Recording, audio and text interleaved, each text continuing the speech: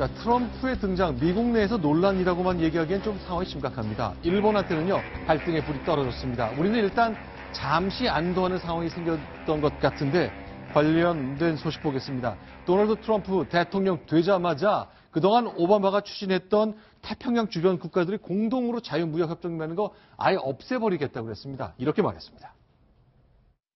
We just officially terminated TPP and just signed a document, very powerful document. TPP wasn't the right way. So we're going back to those countries, one-on-one, and that'll be beautiful.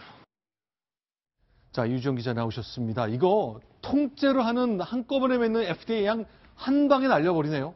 예, 그렇습니다. 환태평양 경제 동반자 협정, 그러니까 태평양 인근에 있는 12개 국가가 맺은 자유무역 협정입니다. 네. 아직 제대로 발효되지는 않았는데 예전부터 있던 것들이 쭉 오면서 가입국 간의 관세를 철폐하고 무역 장벽 낮추고 네. 결과적으로 여러 가지 무역 잘하게 만드는 것들이었습니다. 그런데 이번 트럼프 대통령의 서명으로 네. 미국이 전격 탈퇴하게 되면 이 협정 자체가 굉장히 큰 혼란에 빠질 것으로 보입니다. 자, 그러니까 한국은 미국하고도 맺고 칠레하고도 맺고 다양한 나라들과 1대1 간의 무역협정 맺었는데 이건 12나라가 한꺼번에 맺자는 거잖아요. 우린 좀 빠져 있었죠. 네, 우리한테는 어떤 영향을 미치게 되는 겁니까? 네, 우리나라에는 아주 직격탄은 아직 없을 것으로 보입니다. 우리나라는 네. 그 전에 한미 자유무역 협정도 맺었고 또 다른 나라 칠레하고도 자유무역 협정을 맺었고요. 이런 여러 다자 간의 협정들을 많이 맺었습니다. 또 EU하고도 맺었고 네. 이런 협정들을 통해서 우리나라는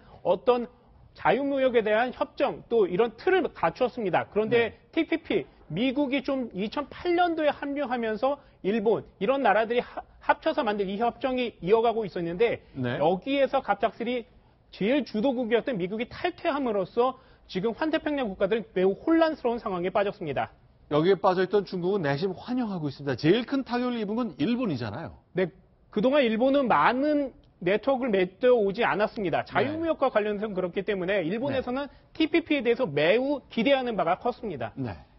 미국이 이렇게 TPP를 네. 하겠다고 했다가 안 하겠다고 이렇게 바뀌니까 네. 사실 시청자들도 왜 그럴까 이런 생각을 하겠잖아요. 근데 네. TPP는 아까 이제 우리나라는 가입을 안 한 이유가 뭐 여러 우리가 FTA를 하고 있기 때문에 가입을 안 했다 이렇게 얘기를 하지만 네. 이 TPP의 특징이 뭐냐면 네. 일반적인 FTA는 서로 무역 장벽, 즉 네. 다시 말하면 관세 장벽을 낮추는 겁니다. 거의 네. 제로 상태로. 그래가지고 여러 제품들이 상호 자유롭게 이동하게 만드는 거거든요. 근데 이 TPP의 특징은 단순히 관세 장벽만 낮추는 게 아니고 네. 여러 가지 정부의 규제 그리고 우리가 갈수록 여러 환경과 관련된 규제들이 많이 있지 않습니까? 네. 이런 것들도 통일시키고 심지어 이 영내 안에서 만든 제품들은 네. 동일한 원산지로 같이 표기를 하게 되는 겁니다. 즉 네. 일본에서 60%를 만들고 미국에서 40%를 만들었다 한들 같은 이 영내 원산지가 있는 거다. 네. 미국에서 10%건 베트남에서 80%건 이렇게 하기 때문에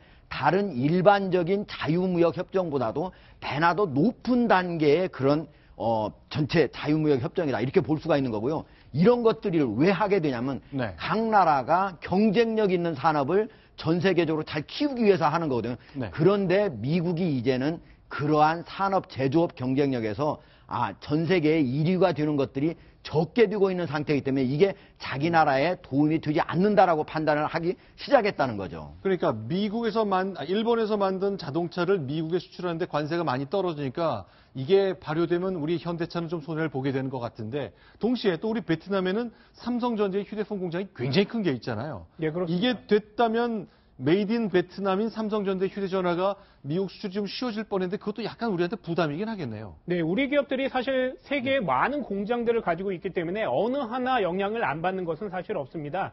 우리나라 국내에서 생산되는 것들에서는 피해가 덜할지 모르겠지만 현대자동차, 삼성전자, LG전자 등 세계에 있는 공장들, 베트남 공장 혹은 멕시코 공장 이런 것들에 있는 것들은 피해를 볼 확률이 매우 높아지는 것이죠.